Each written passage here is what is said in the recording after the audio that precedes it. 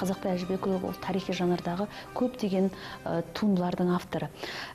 Мысалы, экспозицияда тұрған Адыраспан атты шығармасын алып қарайтын болсақ, бұл жерде суретші композицияны монументалды түрде шешілген. Мысалы, қазақ халқының сонау қасиетті саналатын өсімдігі адыраспанды жазуда, осы тақырыпты жазуда суретші бір ерекше шешімге қол жеткізеді. Мысалы, төменнен алынып жазылған ракурсте басты кейіпкерлер бір жоғары көзқараста көрсетіледі, көзқарас арқылы нүктеден алып көрсетіледі.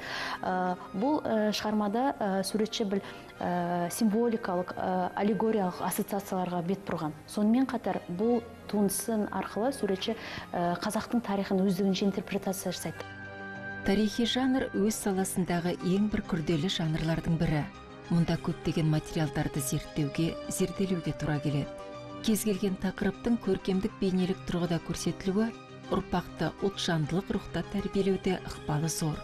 Осындай ұлттық тақырыптағы көркем шығармалар әсіресе алтын ғасырды басынан өткізіп жатқан жас мемлекетіміз үшін маңызды. Қазақстан азат ел атанғанда ұлтымыздың тарихи жадын ақтарып, ұлт мүддесін көздеген пікірлер айтылып, ата тарихымыздың ақтаңдақтары ашыла бастады. Шынын айтқанда, қазақ бейнелеу өнерінде халқымыздың тарихын бейнелейтін туындылар әлі де жеткіліксіз. Осы олқылықтың орнын толтыру мақсатында соңғы жылдары тарихи жанрда түрлі республикалық байқаулар ұйымдастырылды. Біздің Әбілхан Қасиев атындағы өнер музейі көптеген жобалар ұйымдастырады. Мысалы, 2012 жылғы қазақ халқының эпостық жырлары тарихы мен дәстүрлері атты республикалық жобаны атап өтуге болады.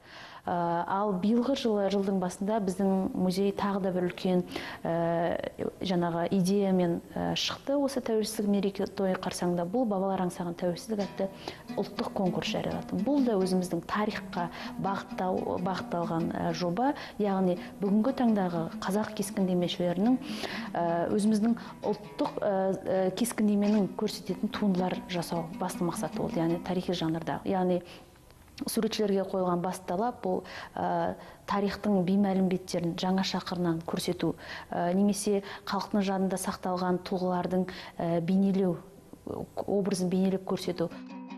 Қазақ ғылымының аса көрнекті өкілі Ахмет Байтұрсынов газет халықтың көзі, құлағы һәм тілі деген екен. Сондай-ақ қоғамның рухани жадын қалыптастыруда бұқаралық ақпарат құралдарымен қатар бейнелеу өнерінің де берері мол. Яғни, ұлттық тарихтағы ақтаңдақтардың зерттелуі сурет өнер арқылы да қоғамның салт санасына өз әсерін тигізері анық. Бейнелеу өнер саласында шығармашылық адамдары еркіндікке бой ұрады. Осыған дейін, мысалы, еркін қалам тарта алмаған тақырыптарға батыл түрде барады. Мысалы, суретшілер қауымы өзіміздің тарихты жаңаша саралайды. Яғни, осыған дейін қозғалмаған бүкіл тақырыптарды, қазақ халқының басынан өткен талай тағдыр тартыстарды, көптеген ауыртпалық кезеңдерді, мысалы ашаршылық жылдарды, батырларымыздың, ұлы тұлғалардың оның ерліктерін, сонымен қатар отаншылдық секілді, мысалы, патриоттық сезімдерін оятатын шығармалар туындай бастайды. Яғни, суретші қауымы өзіміздің жаңалықты, жаңа дүниені тарихтан іздейді. Яғни, өзіміздің тарихқа, дәстүрімізге, сонау эпостық жырларға бүкіл ұлттық дүниетанымды танытатын туындылар туындай бастайды.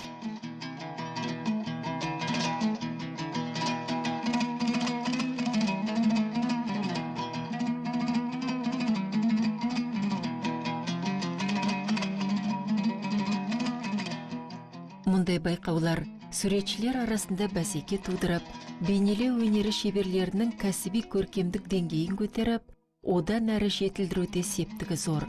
Екіншіден, тарихи жанрдың дамуына ерекше серпін берері сөзсіз.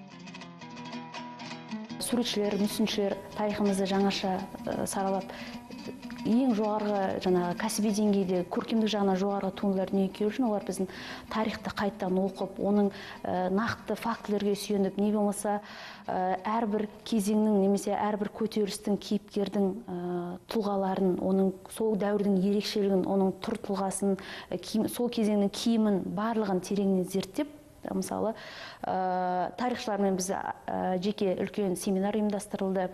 Қандай тарихи кітаптарды оқу жайлы, мысалы, көптеген ұсыныстар айтылды.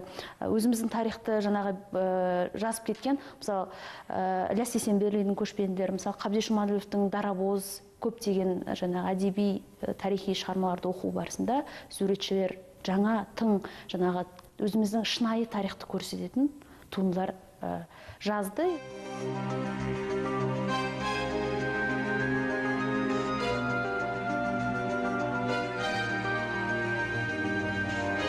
Жалпы қазақ тарихын зерттеуде мұрағаттардағы құжаттарға түрлі дерек көздеріне жүгінген абзал. Этнограф тарихшылардың зерттеулеріне қарағанда 4-5 ғасырларда ұшына түрлі түсті шүберектер байланған найзаны Қаралы үйдің оңшақ бүйірінен шығарып қоятын болған екен. Суретші Жұмахмет Мырзахмет ұмыт қалған осы бір көне дәстүрге қалам тартыпты. Бұл картина ашаршылық құрбандар деп аталады. Бұндағы мынау бірінші халықты орманға теңедім. Қырқылып жатқан ағаштар, аштан қырылған халық. Төңкеріліп жатқан қазан ол аштықтың белгісі. 7 оқ киелі қазаққа, онда байланған 3 түрлі түсті шүбірек, бұл 3 ұрпақтың жас ерекшеліктері. Қайтыс болған жас ерекшеліктеріне қарай, кіші жас, мысалы 13 пен 25 жасы аралығына қызыл жалау ілетін болған. Орта жастағы кісіге, мысалы, қайтыс болған қара жалау ілетін болған. Ал ұлғайған 60 пен 100 жас аралығына ақ жалау ілетін болған. Енді ол жалау 1 жыл тұратын болған, ілініп, найзаның ұшында. Ол жалау сонда жаңағы қайтыс болған кісінің үйге жаңағы нері бәте оқып, дұға оқып, кіріп шығу үшін пайдаланған оны. Байланыс құралы ретінде пайдаланған. Именно 3 түрлі свет жаңағы мынау шүбірек байланған. Мынау 2 шырақ ол болсамаса түсінікті мәңгілік есте ұрпақтарға мәңгілік есте қалу үшін.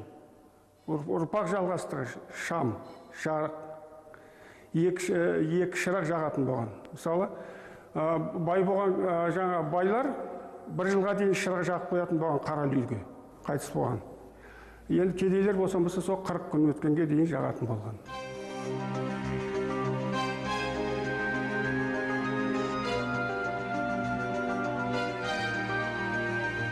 Қазақ халқының эпостық жырлары және тарихы мен дәстүрлері жобасы музей қоры тамаша туындылармен толықты. Халқымыздың қасіреті мен қуанышы қатар өрілген, сан ғасырлық тарихынан сыр шертетін сол еңбектердің көпшілігі осы күндері Қастеев мұражайының заманауи кескіндеме экспозициясында ілулі тұр.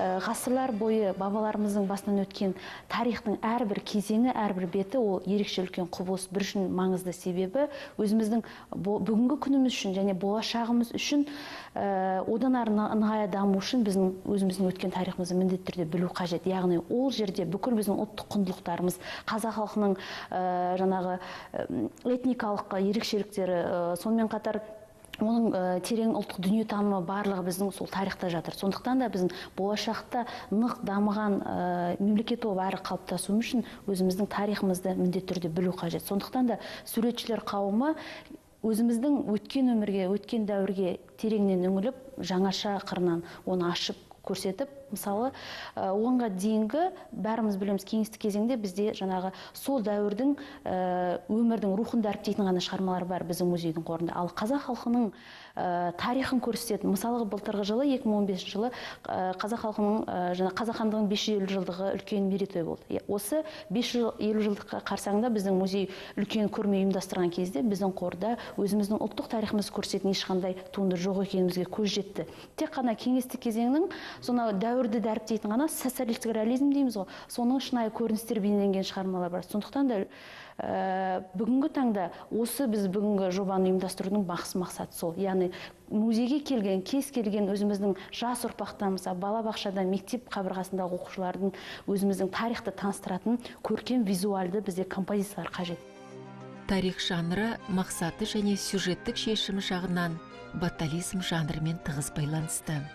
екі жанрда тек реалистік мәнерде жазылады.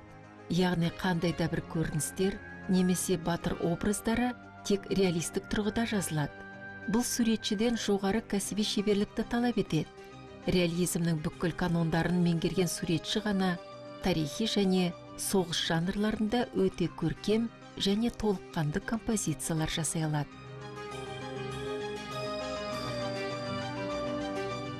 Осындай игі шаралардың нәтижесінде Қазақбай Әжібек, Досбол Қасымов, Бақытқан Мырзахметов, Дәурен Қастеев, Манат Қаспақ, Талғат Тілеужанов, Мейіржан Нұрғожин, Құмар Омархан секілді суретшілер өз еңбектерімен елге танылды. Бұлар қазақ халқының тарихын көрсететін жаңа сарындағы композициялар жазып жүрген жастар. Оларды қазақ тарихы мен мәдениетін бейнелеу өнеріндегі бүгінгі шежірешілер деп айтуға болады. Соғыс тақырыбында сурет салу үшін енді ол алдымен кішкене жобасын жасау болу керек, неше түрлі алайда салу керек, бұлайда салу керек, іздену керек, ол үшін компоновкасын дұрыстап қою керек. Содан кейін барып үлкейтіп, оны бірінші рисуногын алу керек. Одан кейін барып оны жайлап реңдер беру керек. Бір сурет салғанда талай-талай өзгерістер болады мысалға. Оны салып жатып та өзгертеміз мысалға. Бір жері болмай қалса, оны талай өзгертеміз мысалы. Сөйтіп бір картина келеді ғой, енді жарыққа шығады. Енді соғыс тақырыбында көп бара бермейді енді. Көп суретшілер. Оған көп қажырлық керек, көп іздену керек. Жас суретші Алмас Орақбай өз шығармаларында ұлт дүние танымындағы көнеден келе жатқан ұғымдардың жойылып бара жатқанына назар аударады. Оның ғұмыр, сағым, шапан атты кескіндемелік туындыларының мазмұны мен композициялық шешімдері ұқсас келген. 21 ғасырдың жаңа бағыттарын саралай келе, өзінің ізденіс үстінде жүрген, өзінің шығармашылығына жаңа бағыттар енгізген жас суретші Алмас Орақбайдың шығармашылығы ерекше. Мысалға, оның ғұмыр атты туындысына үңілетін болсақ, образдалған кейіпкердің денесі бояудың аққан тамшысындай немесе қылқаламның сырылған іздері арқылы жүзеге асырылады. Мұнымен суретшінің айтқысы келгені, көне адамдарды еске түсіріп, белгілі бір сәтте ауада ғайып болып кететіндей әсер қалдырады. Суретші сонымен қатар мұнда ата-бабаларымыздың әр кезеңдерде кешкен ауыр кезеңдерін суреттеу арқылы құрмет көрсетсе, екінші жағынан жұрт туындысы арқылы сол ата-бабаларымыздың бізге қалдырып кеткен құндылықтардың жұртта қалып тапталып бағаланбай жатпауы суретшіні мазалайды. Жас суретші өз туындыларында ұлттық құндылықтарға жанашырлықпен қарап, олардың білініп бұзылмауына жол бермеуге шақырады. Жұртта қалған ескінің көздерін жинап теріп, постмодернизм тілімен өз шығармаларының төріне шығарады.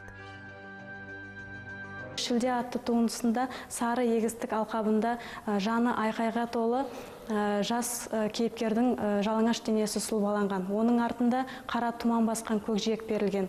Бұл туынды көрерменді сан қилы сұрақтарға жетелейді.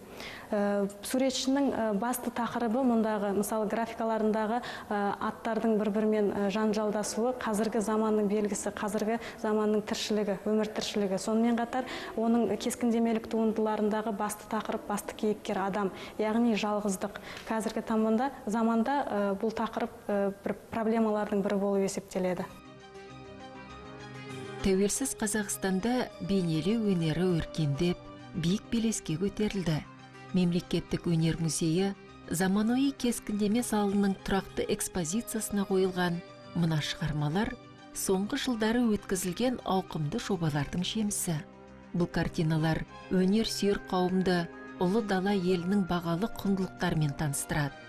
Ағымсалы Дүзелхановтың Қамбар батыр, Нұрлан Қалыбаевтың Жеті қазына, Талғат Тілеужановтың Баян, Қазақбай Әжібекұлының Адыраспан, Бақытқан Мырзахметовтың Хан көтеру сынды туындылары ел тарихын насихаттайтын және тәрбиелік мәні зор көркем шығармалар.